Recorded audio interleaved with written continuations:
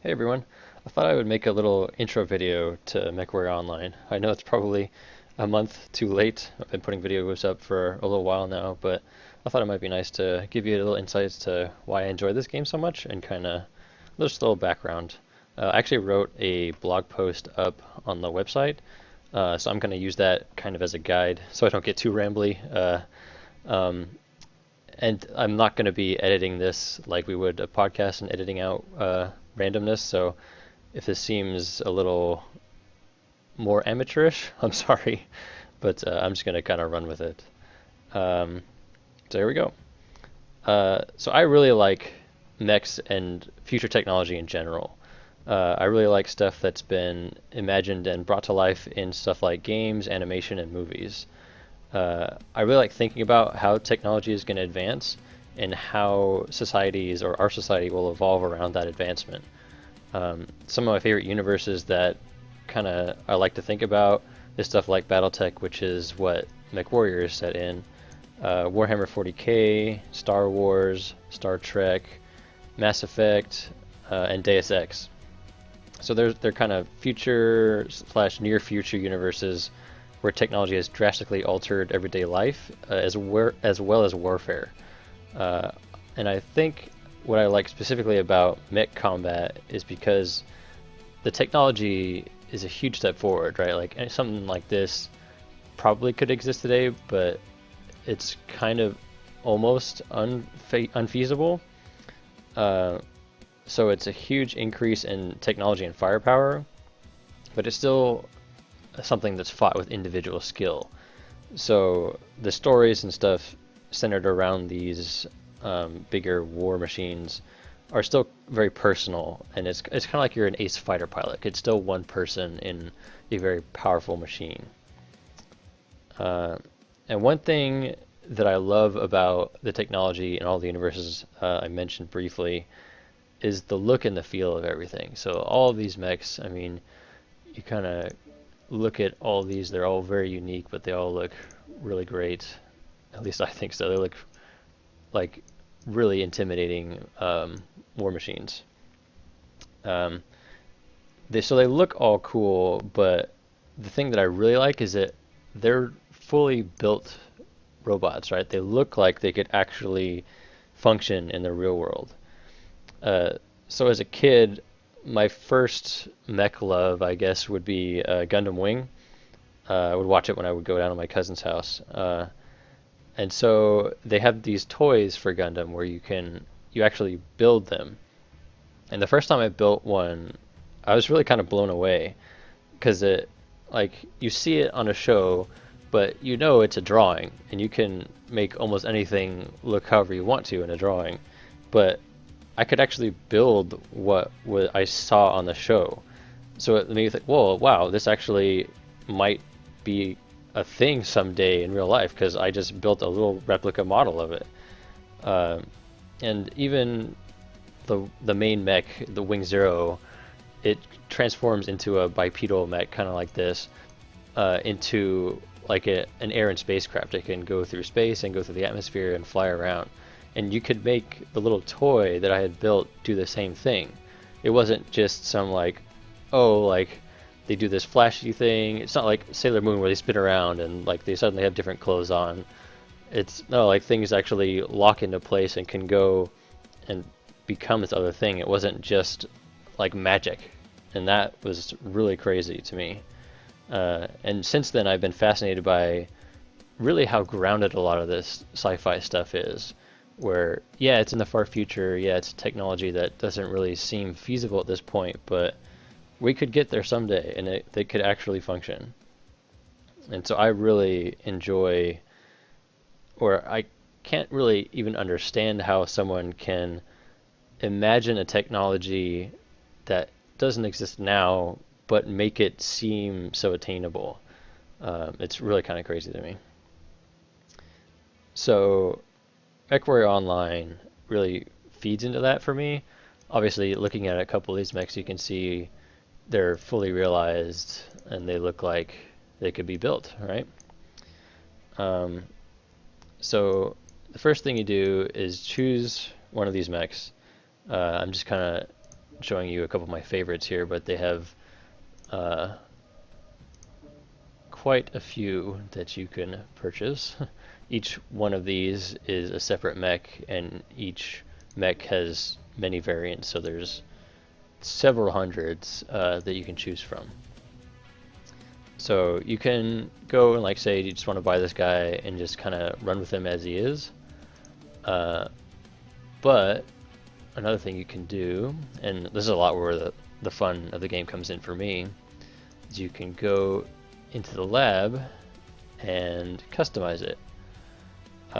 So you can see here that I'm not going to try to go too in depth here. There's different components to your mech.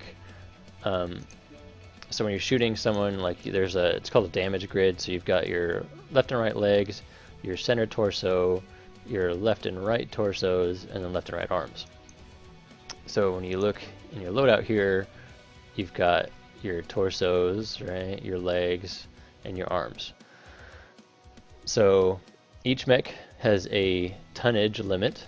So it has a maximum tonnage, and if you strip everything away, it has a minimum tonnage too. So this minimum tonnage is just the stuff to make the mech stand up, right? So your leg, just your actuators, like all the stuff that makes it move and go. I guess this isn't the true minimum. You can actually take out all the armor too. So there's our true minimum. So you have this range of, in this mech's case, 25.5 to 65 tons that you can mess with it. But it's not, there's further restrictions. It's not, you can't just put whatever weapon to get you from the minimum tonnage to the maximum tonnage. There's also, each component has its own limitations. So in this guy's case, the leg, the only thing you can modify here is how much armor you put on it, right? Anywhere from 0 to 60. And on this arm, you can only put ballistics, because that's the way this mech is loaded out. So you can't put like 6 lasers on here. It's just the way this mech is built. You can only put ballistics. And you can tell from here that there's a fixed number of slots allocated for just basic mech functions, right? Like this is the shoulder, attaches to the rest of the mech. This is the arm actuator, allowing it to move up and down. And then just the fixed armor slots there. So like if I wanted to put this AC-20 on there, I can't, because the open slots here is less than 9, because this weapon requires 9, but I can't even pull it out. So this guy can, because he only takes up 5 slots. So that's just kind of, I'm not going to get any deeper than that. So this guy has energy and missile that you can only work within there. So these limitations, it makes it feel more real, right? Like you're dealing with an actual thing that exists, and you have to deal with the limitations of the technology. These aren't like, oh, you can only put 2 things here, because if you put 3, it would be overpowered and we'd have to rebalance the game. Like there's some of that goes into it, but it doesn't feel like that, right? At least not to me. It feels like you can't put anything more on there, because this thing is not designed to carry a weapon bigger than that, or maybe just tonnage wise, like it would tip over if it would be able to carry something like that. It just feels more like you're working within the restraints of the technology, and it's not the game putting limits on you. So I just really like that a lot. It just feels like a real thing. So once you've got your mech all built up here, just to walk you through a little bit of combat. So when you're fighting and taking damage and dealing damage, if you destroy the center torso of a mech, then that's it. You're dead. But if you take off arms or even legs, you can still continue to fight. So when you're dealing damage, you obviously want to take out your center torso as quickly as possible. Just kind of chew through that armor and get there. Um, but there's actually two levels of protection that you have. So there's armor, which is this value here that you can manipulate, and there's also the structure underneath it. So you can be stripped of your armor, all the armor goes away, but then you still have this structure underneath it. So say you take 40 points of damage here. Okay, well, you've lost all your armor on your left arm. You still have 20 points of structure underneath that. So if you take an additional 20 damage on the left arm, at that point your arm becomes destroyed. So like if you're piloting and you're seeing, you have targeting information and you see a part of an enemy mech that is without armor, instead of just trying to hit that center torso, it would be advantageous to go after, in this case, the arm, because if you destroy that arm, then you're removing armament from your enemy. They can fire and do less damage to you. So if, say, that is applied to your torso, if you lose your torso, you also lose the arm. So if a torso is open, you definitely want to go for that, as opposed to just fire. If like this side torso was open and the center torso still had its full armor, it makes a lot of sense to go after this component. So that would be offensively minded. Defensively minded, you want to try and splash the damage all around your mech as much as possible, right? Because if you look here, okay, I've got 80 points of center torso armor, and I've only got 56 on each other torso. So yes, it's less, but you'd rather, if you're going to take 40 damage, spread, say, only 20 in the center and splash the rest between your left and right torso, or even your arms if you can, just because you know if your center torso goes down, then you're out of the fight. So defensively, you want to face your enemy and fire your weapons, and then kind of turn away, or based on your mech, kind of wiggle back and forth and splash that damage between the left and the right torsos. Try to get as minimal amount as possible on your center torso. I guess there's one mech that I've built that is kind of easy to defensively pilot. So the way I've loaded it out here is all the weapons and stuff, all the important stuff is on the right side. The left side, I actually stripped out all the armor. So I just want them to hit my structure and make them think that's weak and go after that. And they can blow my left torso off, left arm off, and it doesn't affect me at all. See, all my weapons are on the other side, my heat sinks, so I'm good to go still. So when I'm piloting this mech, knowing that all my weapons and stuff are on the right side, I'll turn and fire at someone and then look away this way. So they can just hit this torso and this arm and try and do as much damage there as they want, and I don't really mind at all, because they blow that stuff off, it doesn't matter. But if that's already gone and they're coming for me, I don't want them to just be able to hit my center torso, right? So then I'll start wiggling and try to get them to hit this torso and even this arm a little bit if I can. So that's just a little bit how you would defensively pilot that stuff. So matches are just 12 on 12, and you fight on different objectives. It's either kill everyone or stand in a certain spot, or even assault the base. So it's nothing really crazy, but a lot of it times just boils down to kill the rest of the team, because a lot of people just want to play, they want to pilot their mech to kill other mechs. They don't really initially care about King of the Hill or whatever. So but in any game mode, really, you got to play as a team.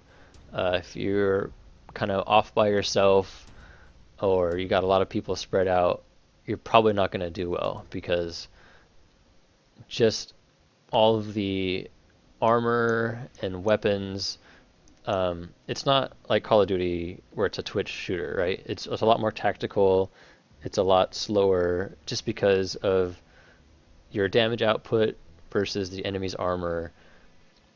Unless you're like a assault mech here where you're 100 tons and you're putting out 70 damage, and you're going against a light or a medium who is only putting out 36 damage, and their armor is 73, and you're going to kill them in like 2 shots, you're probably like only in that situation are you going to be doing well. And even then, you might be overheating. So I guess that's another component I haven't talked about yet, is there is heat in this game. So every time you fire a weapon, it builds up heat. Actually, let me just jump into a match here real quick. Take this guy. So this mech, I really enjoy a lot. I've recently switched to trying to pilot mediums, and this was the one that I learned on, and I've kind of fallen in love with it. I really like the mobility and the speed. Not only does it have jump jets and stuff, but being able to flank or regroup with a team. I just really have enjoyed that dynamic. I used to play heavy mechs a lot more when I first learned, which is good too, because you have armor and you can kind of learn a lot before you die. But okay, back on topic here. So I've got 3 different weapon types on this one. I've got 2 kind of ballistics here, and then lasers. So you can see when I fire the lasers specifically, there's a percentage that goes up down to the right of my minimap, and that's my heat. So this is another thing I didn't really want to get into too much detail. When you're building your loadout, you want to make sure you're heat efficient. So the reason that's important is if you kind of just fire everything, keep firing it, you're going to continue to build up this heat. And once you get to 100%, you shut down. So in this state, you can look around, but you can't really do anything. You're stationary, and you're wide open to enemy attacks. So when you're building your mech, you want to make sure you're heat efficient, so where you're not just going to be able to fire once or twice and overheat, because then you're in a real bad position. This tangent was brought to you by trying to think about that discrepancy, right? So, and why it's so important to play as a team. Because if you're out there trying to just dominate mechs by yourself, you're very quickly going to find yourself at a disadvantage. Like, I could be, okay, a medium versus a light, I'm going to quickly take them out, and I'm good. But if that took a lot of heat, or obviously you're fighting mechs, they're not just standing there, like they're going to pepper you, and they're going to have intel on you, so while you're fighting, you could bring their allies over to you, you could get overwhelmed quickly. It's just, you really got to be working together as a team, or using your information. So if you're out by yourself, you're conveying that to the rest of your team. And I really just enjoy how tactical the game kind of forces you to be. You can't just be out doing stuff by yourself. So this got a bit more rambly than I expected, even though I expected it to be rambly. So the games I'm going to upload, like, I'm not great, okay? I'm just a pretty average to below average pilot. There's tiers 1 through 5. You start at 5 and work your way up to 1. And I'll show you here in a second. Like, I'm on my way to becoming tier 3, but again, like, I'm on my way to becoming average, okay? Like, these are not going to be mind-blowing games. They're just games that I like playing. Like, I just enjoy this game a lot, because just thinking about it, like theory crafting, like, okay, like, man, I haven't played an assault in a long time, so I went out in this recent event and got an assault, and I was just thinking about, okay, which one, but I agonize over it, because there's each mech has so many variants, right? So I like a mauler because I played MechWarrior 2 and 4, so maulers are always, I thought of as these crazy, awesome, like, indestructible things. But there's four and kind of five versions here that you could choose from, each having its own quirks. Like this one has ballistic cooldown, energy cooldown, and just not besides the quirks, like what it even can hold, you know, loadout wise, like what I want in the, do you want missiles, do you want ballistics, you know, and just sitting there, I'll just do this for hours, just be like, okay, well, what about this kind of a build, or what about that, you know, just kind of how I imagine things are going to work, and then just trying them out. So what I ended up doing, this is really, really rambly now, sorry. I just went for the 5 AC5s.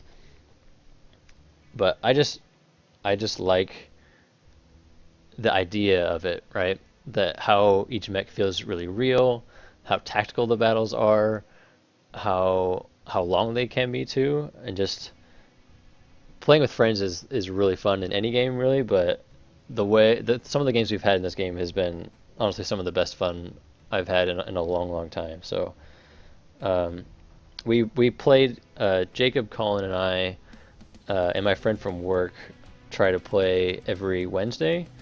So I'll try to upload at least one of those matches by that Saturday. So, but I have so many saved. I've just kind of been uploading when I can. So, yeah. This got super rambly at the end. I'm sorry, but thank you so much for listening. I hope that gave you a little insight as to why I like this game so much, and a little bit of how to play this game even, if you have never really heard of it or seen it. But I appreciate you listening to this and watching. If you want, you can check out the site superadventurefriends.com, and look forward to hearing from you guys soon. Thanks, guys.